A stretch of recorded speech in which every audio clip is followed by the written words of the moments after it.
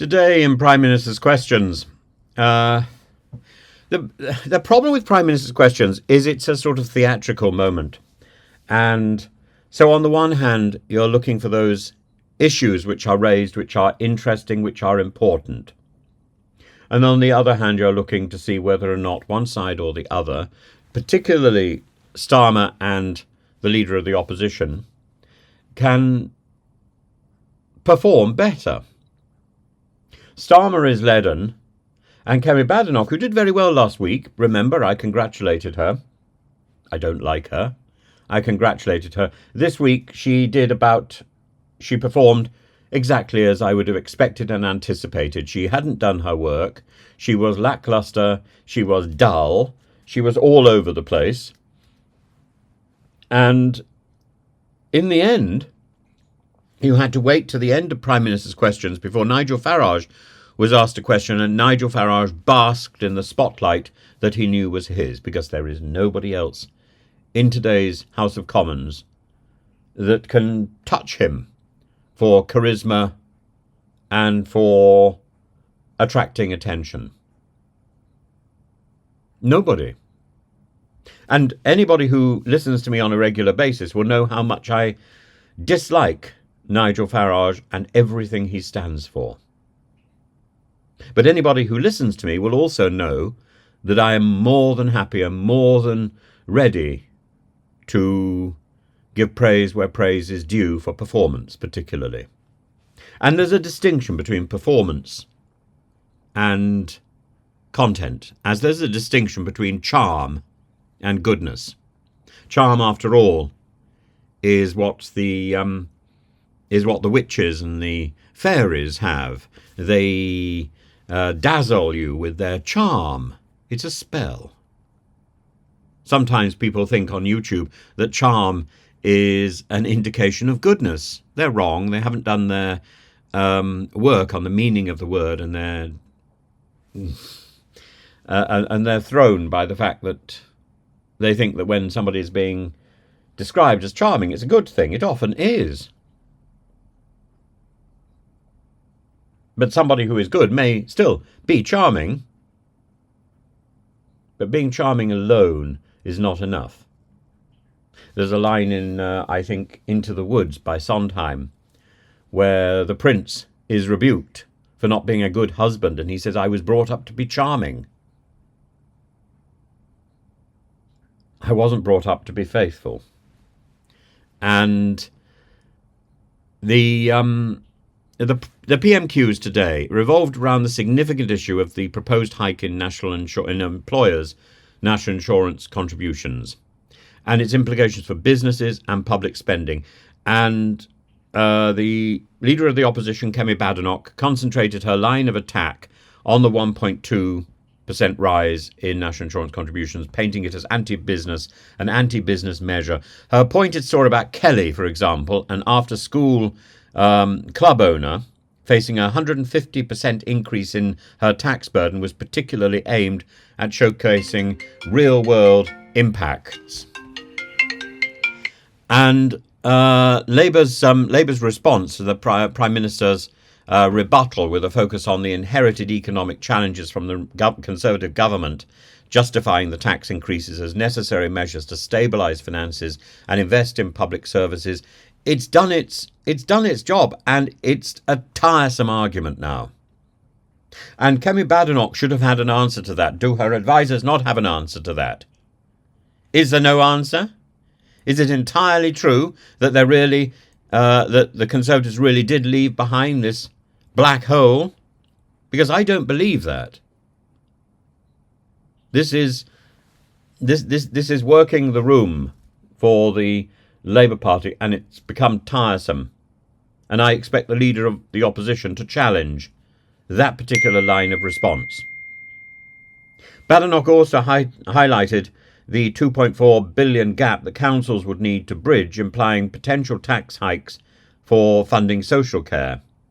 And Starmer positioned the Labour Party as the party of investment in the NHS, in education and infrastructure, questioning whether Badenoch truly opposed such spending.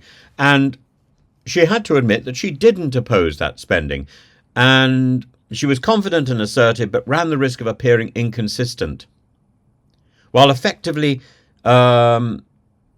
criticising the national insurance contribution increases, her admission that she did not oppose the spending measures that these taxes fund weakened her argument. And Starmer stayed composed, emphasising Labour's focus on public sector investment and countering Badenoch's attacks by pointing out Conservative fiscal mismanagement during their time in office. And his responses were measured, and she was all over the place. At some point, when just after she began, someone said, "She's reading." And she was, and she said, "Well, I prepare my questions, but he should answer the questions, what, from his head? He's also reading. This is an exchange of prepared answers and questions. It shouldn't be. She's right.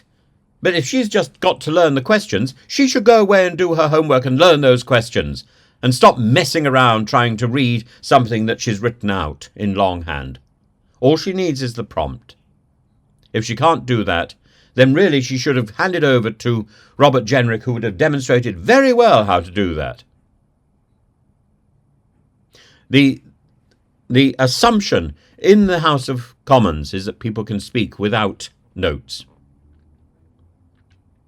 And it's tiresome watching these people with their heads down trying to read what one of their aides has written out for them.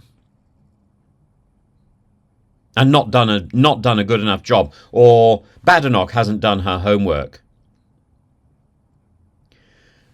We had to wait until Farage, who raised this external policy point about the IRGC, the Islamic Revolutionary Guard Corps, asking why it was not designated as a terrorist organisation despite its actions, including the alleged assassination plot, the third plot, against Trump. And Starmer indicated that the matter was under review, an answer that was of course seen as diplomatically cautious. Badenoch's example of Kelly and her critique of the national insurance contribution hike may have resonated with many of her backbenchers, highlighting real-world consequences. Her wash-bish and mischievous tone may even have been noted as distinct, adding some liveliness to the role. But she struggled to present a coherent alternative to Starmer's position, particularly when challenged on whether she supported key spending funded by the increased national insurance contribution. This allowed Starmer to portray her attacks as inconsistent, lacking depth, and frankly, though he didn't say it, I do, that she hadn't done her homework. She was lazy. She is following on from the laziness of Liz Truss rather than the hard work of Rishi Sunak. Rishi Sunak prepared. He wasn't terribly inspiring, but he prepared. Kemi Badenoch thinks she can wing it on the notes that somebody else has made for her. A lazy, contemptuous, arrogant approach to a job that should command significantly more effort and therefore significantly more respect. Who can have respect for this person who's parroting phrases and words that have been written by somebody else? I prepare my questions. No, you get somebody else to prepare your questions, and then you can barely read them. This is an embarrassment and should simply not be tolerated. Ed Davey can remember his questions. Not as well as Stephen Flynn, who was spectacular. Ed Davey pressed for exemptions for GPs and community health professionals from the national insurance contribution hike, and touched on UK support for Ukraine because of the changing US policies about the election of Mr. Trump. So if they can do it, if Stephen Flynn can do it, if Ed Davey can do it, then Ed Davey would rather be in a boat canoeing around or on a slide. Ed Davey seems to prefer water sports to anything serious. If they can do it, and Flynn, who doesn't seem to be able to remember the words of the national anthem, if they can do it, why can't the leader of the opposition? Does she have anything else to do? She doesn't have to run the country after all. Why do we have these people in the House of Commons who are so monumentally lazy, who can't be bothered to do constituency surgeries, who can't be bothered to prepare and learn their questions, who can't be bothered to represent the people who elected them? Why do we give time to these second-rate, indolent individuals? I'm going to get so angry. Let's just watch the Prime Minister's questions, and I will cut in occasionally. I'm not really as angry as I appear, but my goodness, it makes my blood boil. So you're more welcome. Let us move to Prime Minister's questions. Christine Jordy. Question number 1, please, Mr. Speaker.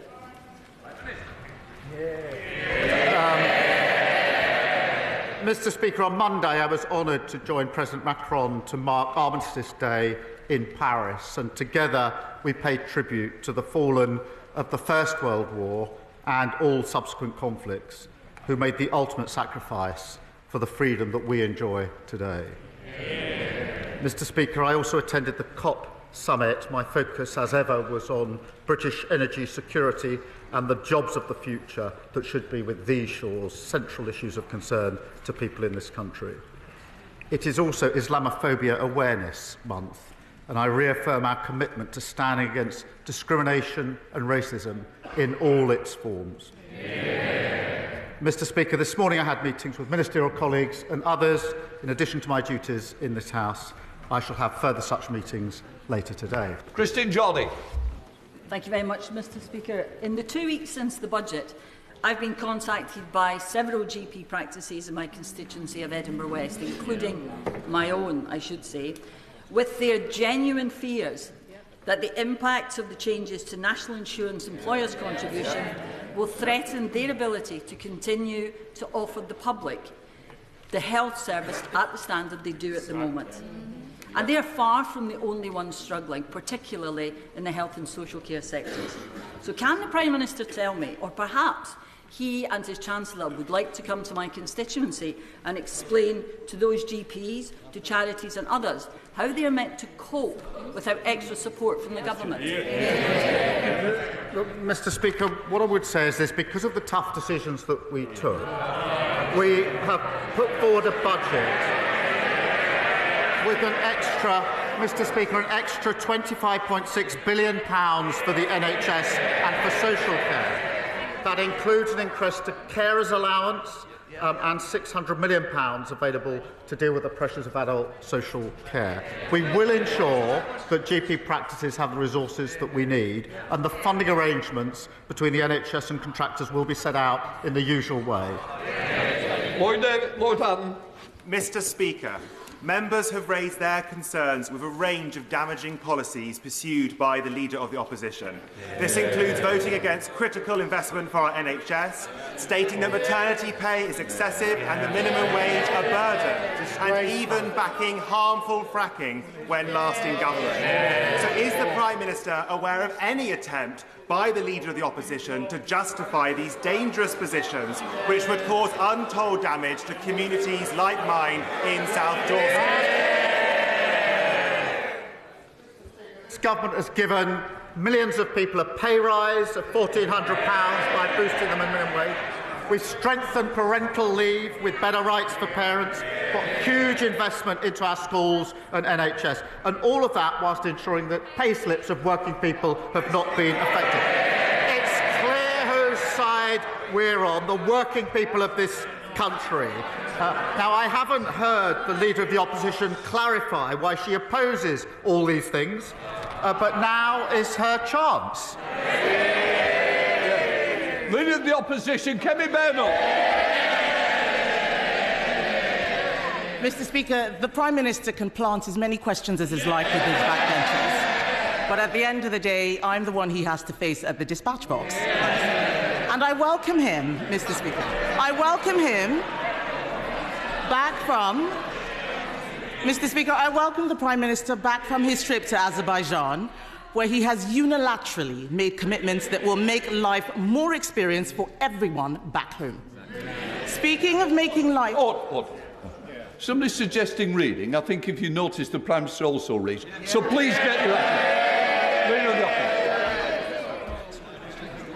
And, Mr. Speaker, I can pre-prepare my questions, but he needs to answer from his mind. Yes. Speaking of making life...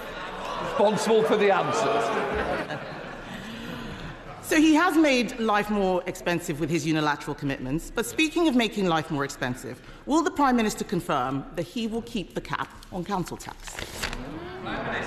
Mr. Speaker, she talks of the trip to COP.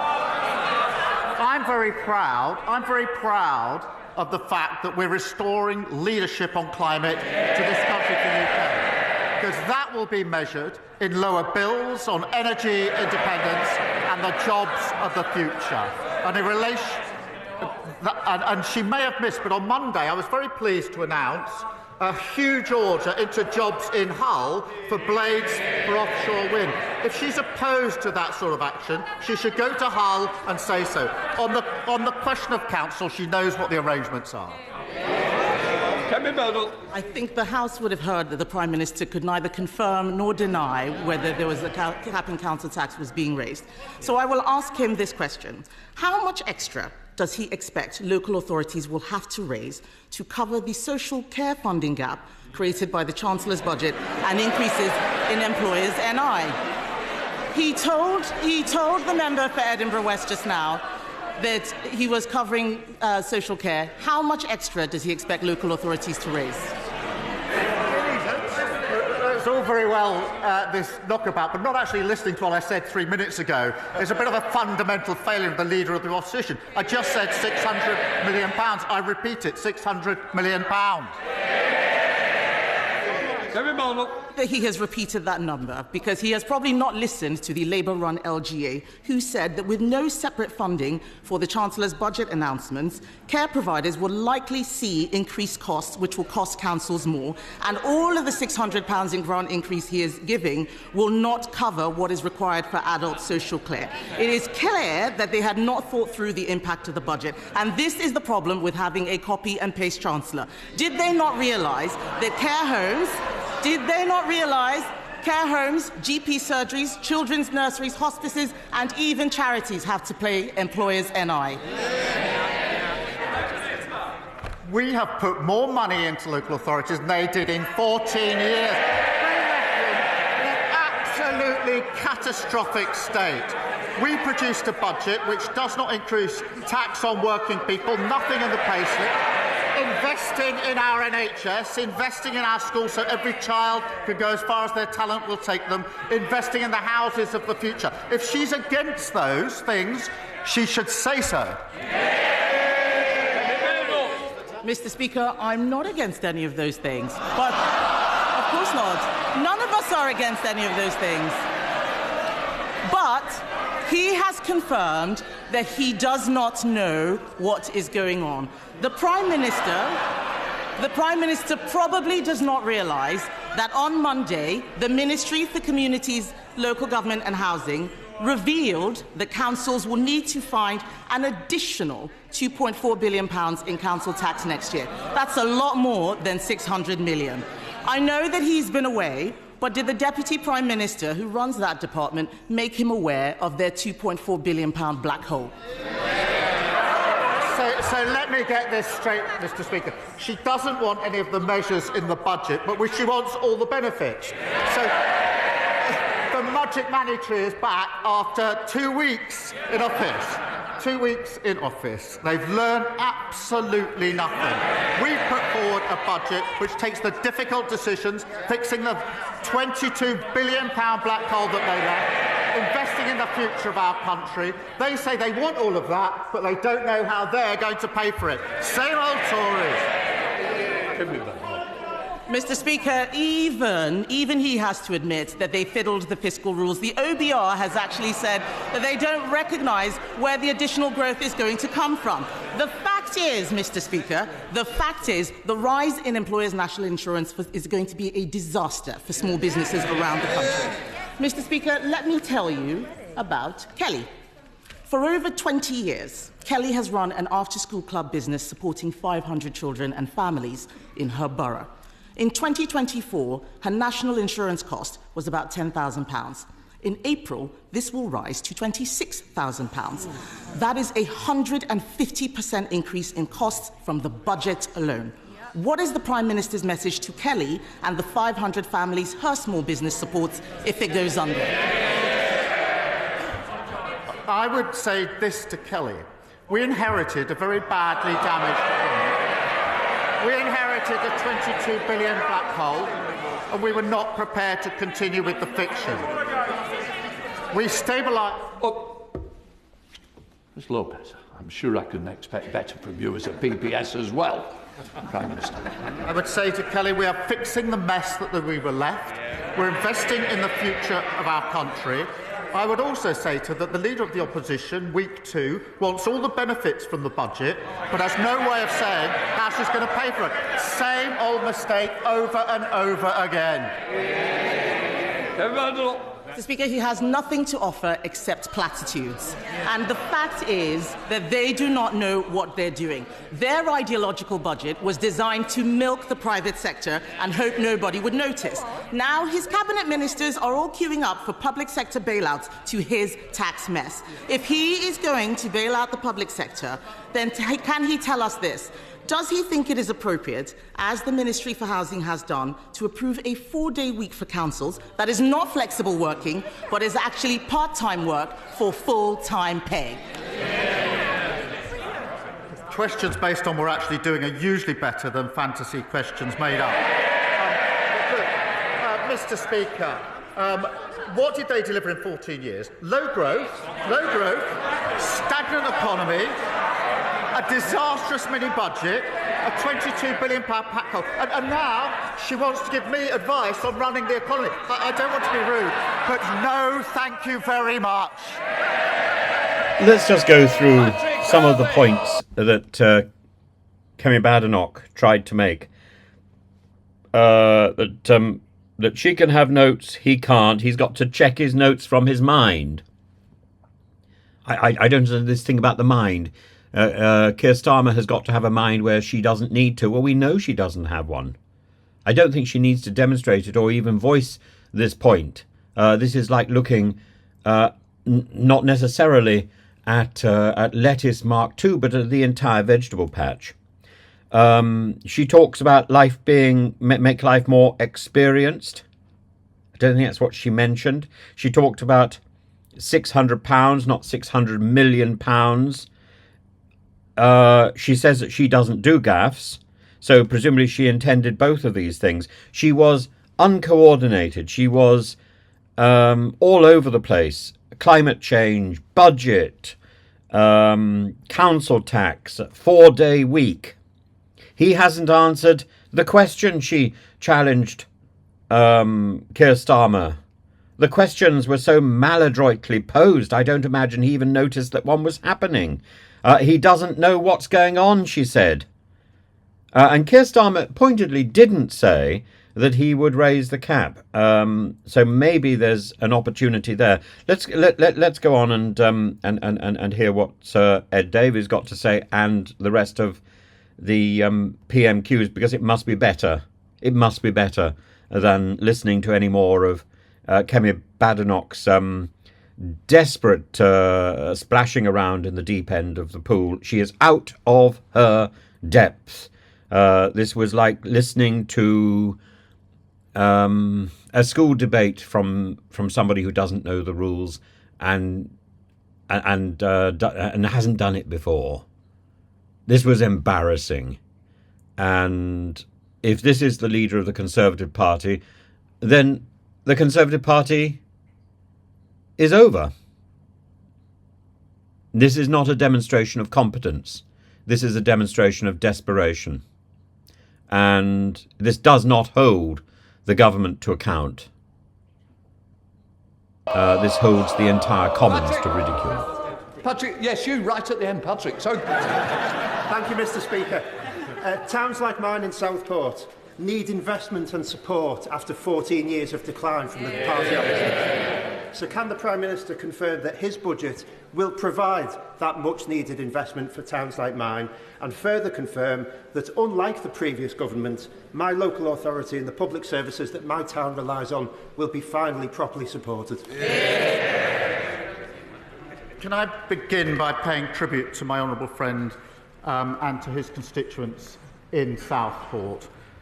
They've shown extraordinary courage and resilience as they try to rebuild from the devastating tragedy and loss earlier this year. We will ensure, Mr. Speaker, that the people of Southport are supported now and in the years to come. The budget is designed to fix the crucial services that his constituents rely on, including £1.3 billion of new funding for local government, an investment in safer streets, in our NHS for the future, and that's the direction in which we're taking the country. Leader of the Liberal Democrats, Sir Ed Davey. Thank you, Mr. Speaker. When it comes to fixing the crisis in the NHS that he's inherited, the Prime Minister has rightly recognised the need to improve access to GPs. But like my honourable friend, the member for Edinburgh West, GPs in my constituency are writing to me to tell me how worried they are about the impact of the national insurance hike on patient care. So I listened very carefully to what he said to my honourable friend, but I have to say I hope he can think again. Will he at least exempt GPs, community pharmacists and other health and care providers from this tax rise? I hear the point he makes and I understand the concern. We have made a huge investment in our NHS, the biggest ever investment in our NHS for many, many years, and certainly almost all the people working in the NHS are very, very pleased to see that investment in them and in their service. On the question of GPs, we will ensure they've got the resources that we need, and the funding arrangements will be set out in the usual way later this year. Sir Ed Davey. Speaker, I have to say I think patients and GPs and others listening to answer will want more reassurance and much more quickly. But if I may turn to the war in Ukraine, Mr. Speaker, a senior advisor to President-elect Trump, Donald Trump Jr., has shared a post on Instagram that declares that President Zelensky will soon, within the next few weeks, lose his allowance. If the Trump administration does withdraw support from our brave Ukrainian allies, will the UK and Europe step up to fill the gap? Will he seize frozen Russian assets, not just the interest, but the assets underlying that, so we can fund a huge boost to the Ukrainian forces in their fight against Putin's war machine? Mr. Speaker, as he knows, we've been resolute and strong in our support for Ukraine in the face of Russian aggression, and I have been speaking, as he will know, in recent weeks with other leaders about how we put Ukraine in the best and strongest possible position. Keir Starmer simply wanted to confirm that Britain was resolute and strong in support of Ukraine in the face of Russian aggression, and he doesn't want to be led to anticipate what's going to happen when Trump is actually in power, particularly given the charge that which Farage is going to make later on, that almost all the front bench of the Labour government has been quite rude about Trump in the past, and it's the idea that Trump could have his allowance cut off. This is frightening.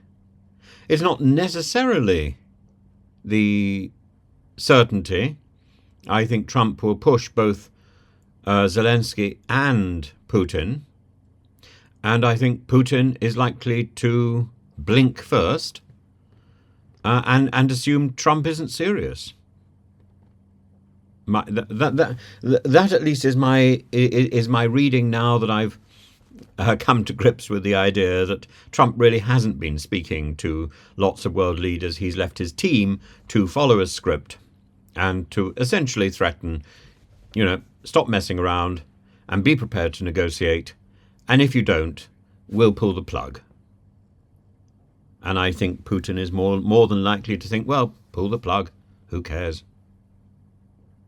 And Zelensky is more than likely to be pushing forward the idea that, yes, we will negotiate. We're happy to we've been talking about negotiating a long time, but we'll negotiate on terms which are reasonable with an enemy who has stormed our country, who has invaded our country, who has taken over bits of our country since 2014, who has infiltrated our country, who has sent its paramilitaries into our country as early as 2013.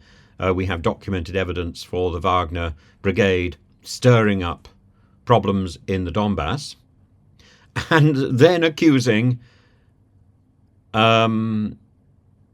Ukraine of the very failings that Russia, in fact, is exhibiting, this sort of Nazi-like fascism, this aggression. And somebody pointed out to me, are we going to be having are we going to be steering into fascism in America with Trump allied with Elon Musk? Well, certainly not as much as Putin allied with the Wagner Brigade. It's a matter of degree, I think. Scandal. In St Helens North, it increased by over 50% under the previous government. Does the Prime Minister agree with me that we need to address this, ideally cross-party? And if so, does he share my concern that the Conservatives have opposed actions we're taking with the budget, employment rights, housing and more, not to mention their leaders' comments on maternity pay, which suggests they just don't get what working families and their children need? My honourable friend is absolutely right. Under the party opposite, we saw child poverty increase by 700,000. This was a budget that not only invests in our NHS and our schools, but also ensures that working people won't face a penny extra in their pay slips or at the petrol pump. But because it came to the tough decisions on tax, we haven't touched national insurance, income tax or VAT, just as we promised on working people. We also gave 3 million of the lowest paid a pay rise, something which the party opposite seems to be opposing. Thank you. Gavin Robinson. Prime Minister, Lebanon is in crisis and my constituent Catherine Flanagan is in despair. Her 3-year-old son, David Nally, has been out of her care for the last 2 years. The Belfast High Court has indicated that he should be returned to his mother, and they have issued a bench warrant for the arrest of his father. But when she fled domestic violence in Beirut, she got no help or assistance from the UK Embassy. And when she has sought assistance from the Foreign and Commonwealth Office to be returned with her son, to see her son again, and this British citizen come back to the UK, she has not received the assistance that she or I in our community expect she should. Can I ask the Prime Minister to engage in this issue and at the very least ask the Foreign Secretary to assist my constituent in her earnest desire to see her 3-year-old son again? Can I thank the Right Honourable Member for raising this case and for all that he's doing on behalf of Catherine and David. I hope they get some comfort from knowing they've got an MP working so hard on their behalf. It is, I know, a complex and difficult situation, but of course I will make sure that the relevant meetings are set up with the relevant ministers to ensure that he gets the answers that he needs on behalf of his constituents. Jacob Collett. Thank you, Mr. Speaker. My constituency of Burton and Uttoxeter is the home of UK brewing and has the best pubs in the country.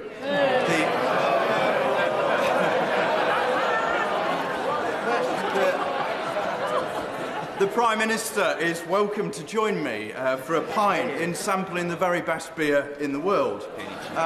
As this government looks to reform business rates and consult on the changes, will the Prime Minister commit to ensuring that pubs and hospitality have a seat at the table?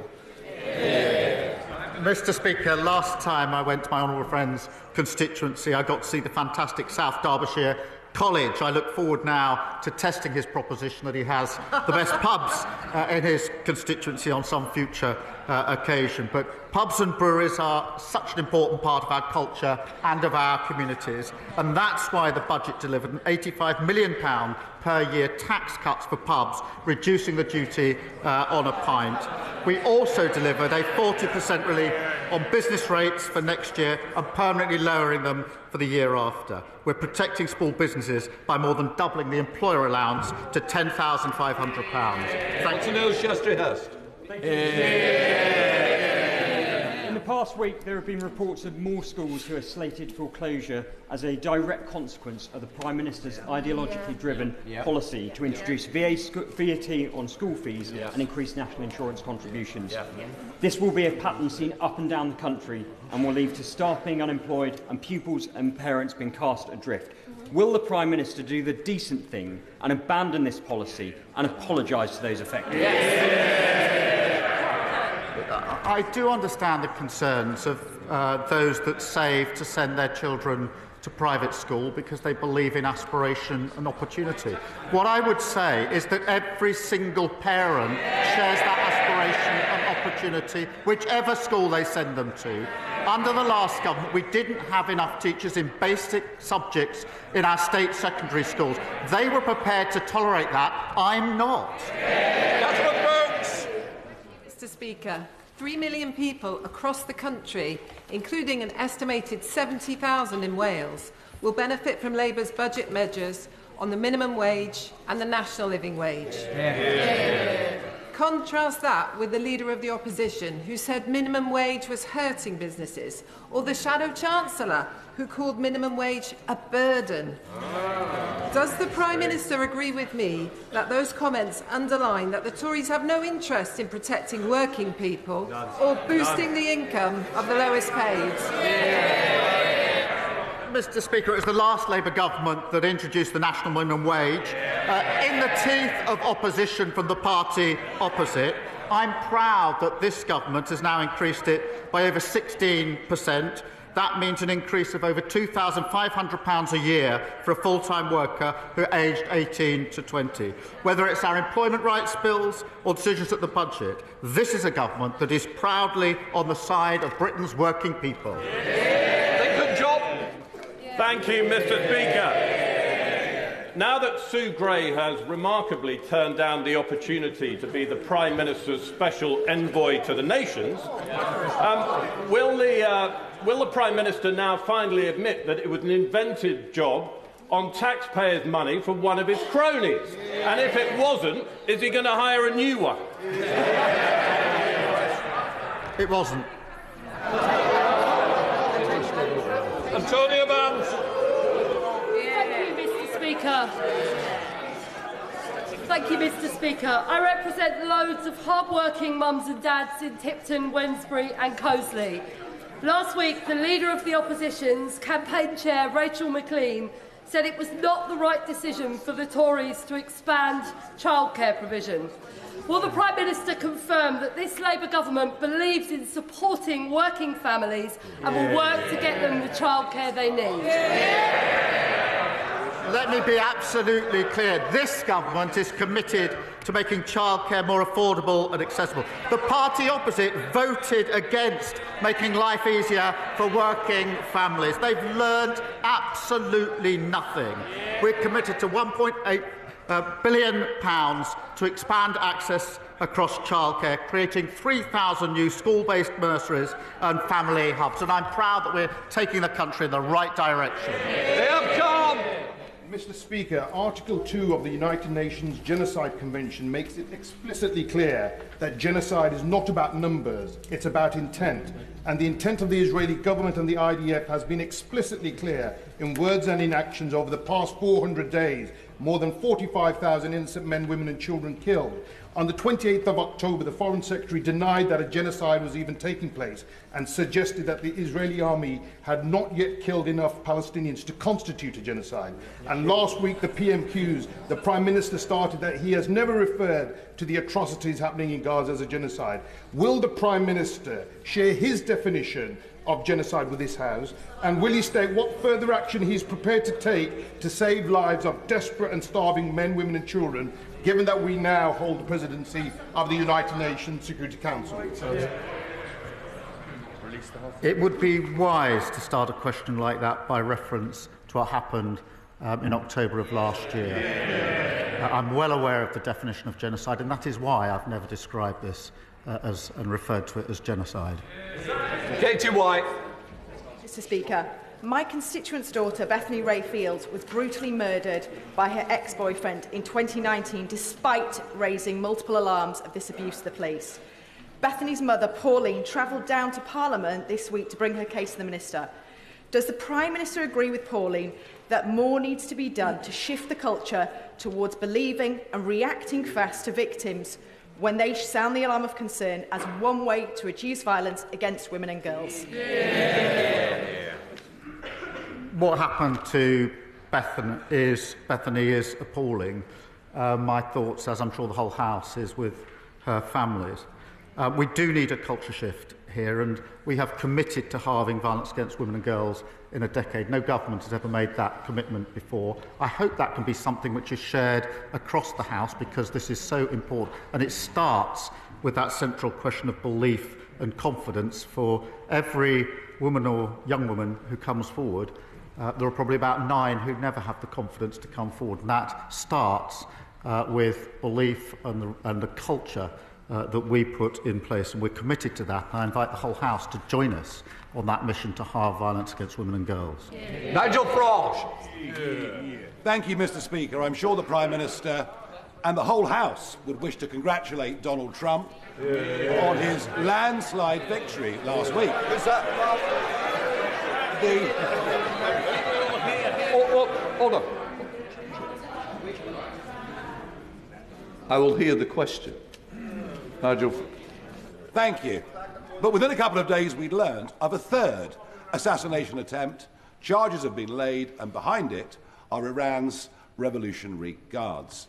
Has the time not come, Prime Minister, to prescribe what is so obviously a terrorist organisation, and in doing so, not just do the right thing, but maybe mend some fences between this government and the incoming presidency of Donald Trump's, given that the whole of his cabinet have been so rude about him over the last few years? Well, I'm glad to see the honourable member making a rare appearance back here in Britain.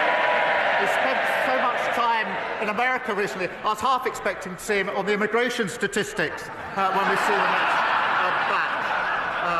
But he may have missed. I did congratulate the incoming president last week. And we will work with him. The point he makes about Iran is a very serious point, and we will work across the House and with our allies on it. Obviously, on question of prescription, we keep them under review. Thank you. Abdul Khan. Thank you, Mr. Speaker. I welcome the Prime Minister's recognition of Islamophobia Awareness Month and his commitment to supporting Muslim communities. The APPG on British Muslims' definition of Islamophobia is one of the most widely accepted definitions on this issue, and I have been discussing the adoption of it with the Deputy Prime Minister, Minister of Faith, and the Leader of the House. Given recent riots and doubling of Islamophobic hate crimes over the last decade, can the Prime Minister outline the steps this government will take to tackle this issue and commit to ensuring a clear and effective definition of Islamophobia? Well, I thank you for raising this important issue. Whatever the hatred, there has been a rise in the last 12 months or so, and I think the whole House will join in saying we must meet any rise in hatred in whatever form it is, including Islamophobia. We are working with others to take this forward, and I'm happy to meet with him further on that. Brendan O'Hara. Thank you, Mr. Speaker. I was in South Lochaber at the weekend speaking to pensioners who still cannot understand why the Prime Minister chose to take away their winter fuel payment. Shame. And one of them remembered from just 2 years ago the then Leader of the Opposition saying, "Looking ahead to winter is frightening. I've met pensioners who have no idea how they'll heat their home." And she asked me to ask you, Prime Minister, Whatever happened to that guy? Yeah. Mr. Speaker, as he knows from previous answers, we've taken tough decisions in this budget to deal with the situation that we faced. Because of that, we've stabilised the economy, which means we can commit to the triple lock. Because of the triple lock, pensioners will be better off. But I'll take no lectures from his party about running the economy. Their record in Scotland is terrible. Juliet Kendall. Thank you, Mr. Speaker. I welcome the establishment of a flood resilience task force because in my constituency of Broxtowe there has been unprecedented flooding that has affected many of my constituents.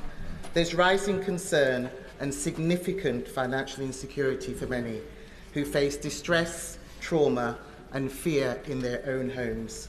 May I ask the Prime Minister what other measures he's taking to improve flood resilience and support that will be available to my residents and my constituents in Broxtowe?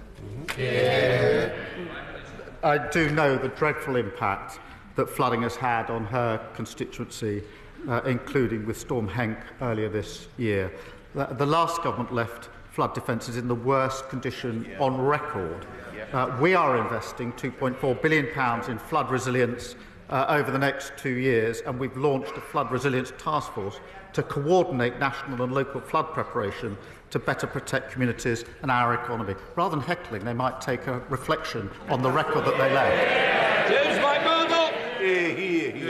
Mr. Speaker, the residents of my constituency in South Basildon and East Thurrock are facing a triple whammy of increased council tax of 50%, reduced public services and a borrowing on £1 billion worth of emergency funding, which is 1% above base. That 1% is £10 million approximately per year that's going to the Treasury that could be spent on frontline services in Thurrock. Will the Prime Minister commit to reducing that rate so the money can go where it belongs? Well, I thank him for his question. The last government made life even more difficult for councils needing exceptional financial support by charging a premium on borrowing. That was the wrong decision, which had a huge impact on vital services, and we will be taking a different approach.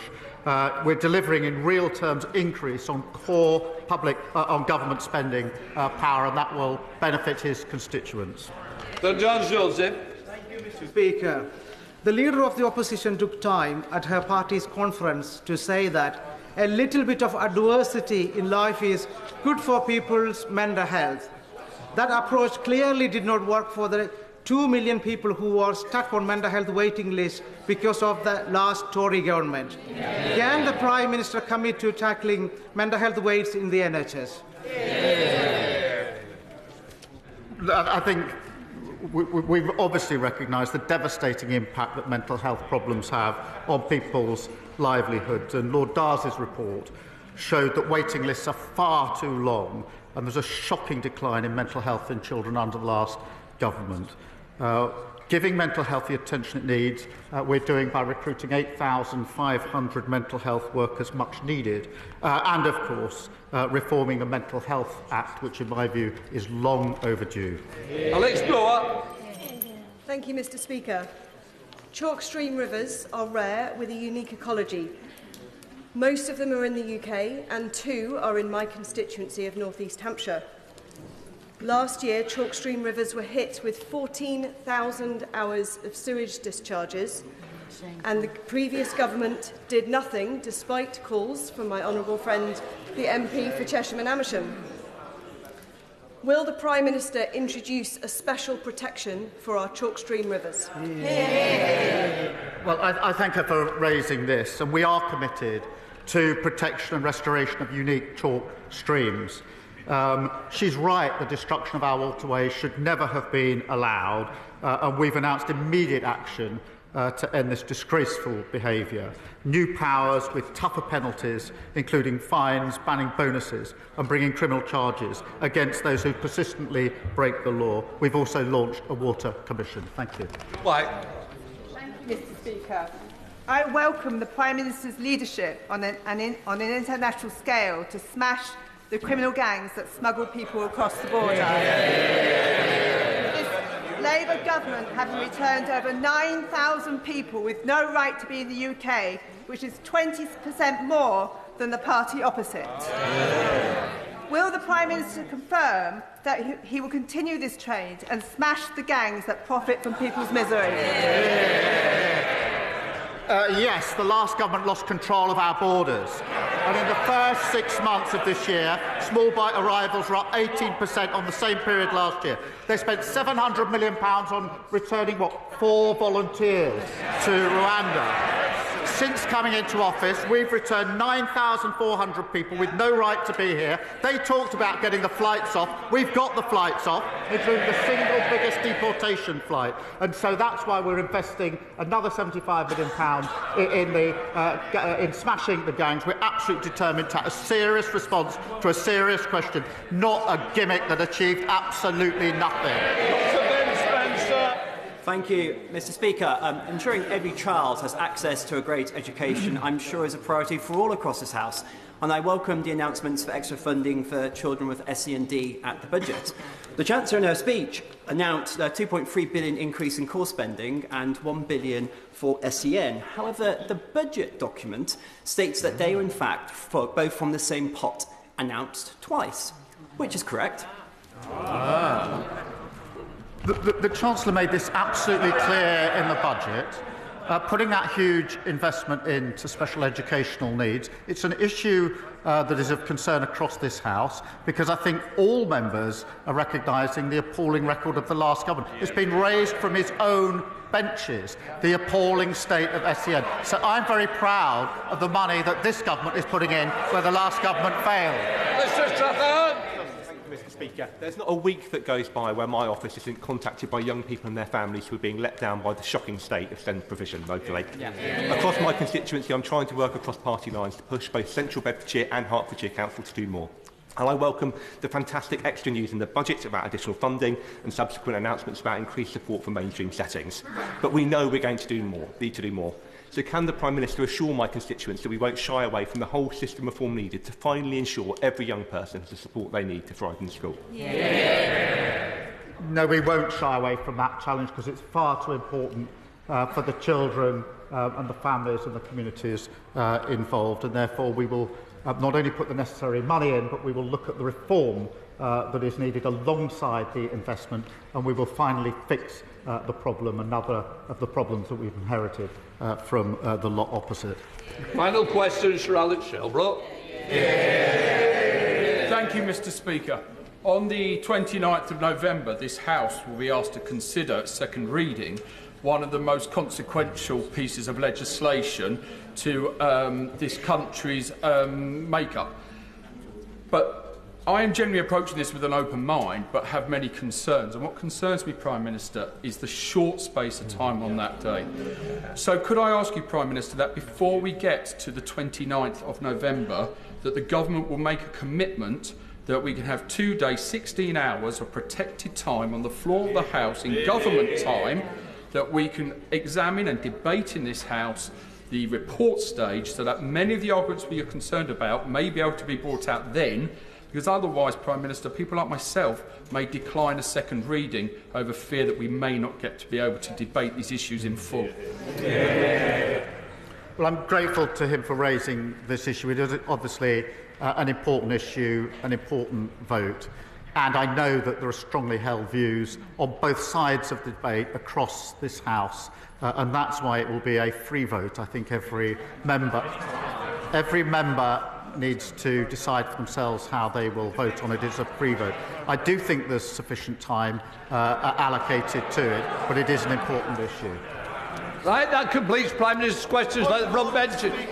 No points for to come after UQs and statements, which you well know. Mr. Holder. The issue which was discovered by the FBI, that Iran had tried to hire hitmen, the Iranian Revolutionary Guard had tried to hire hitmen to take out Trump. It is a reasonable point that we should be prescribing this organisation, absolutely. It shouldn't take too much effort, and it shouldn't have taken so much time. It should have already happened, and Farage is right to have brought it up. As for the joke about Farage making a rare appearance in this country, well, you know, that's a good bit of Starmer humour, but I suspect the joke was written for him. And similarly, the point about the pints, I don't really imagine Starmer is going from constituency to constituency sampling his backbenchers' pub fare, or maybe he is. But if he is, he'd better watch out that he doesn't stray into the inebriated territory of some of his predecessors, or indeed into the territory of dishonesty, which was occupied by some of his more immediate predecessors. But as for predecessors, it's quite clear that Kemi Badenoch is envious of the tenure and reputation of Liz Truss and is trying desperately to emulate her. She's doing very well, by the way. At the moment, more of a Brussels sprout than a fully qualified lettuce, but she's on the way. Something ready by Christmas, maybe. Something ready by the spring. Something to be devoured in the summer. It doesn't really matter. The only thing that can possibly be heaped on Kemi Badenoch, I suspect, by the end of the year will be buckets of excrement, in the hopeless hope that she may improve and develop some sort of personality, some sort of spine, some sort of work ethic. I don't think any of that is likely. This is something that must be consigned to the glass house, and in a glass house you don't throw sticks and stones. You dish out manure and hope.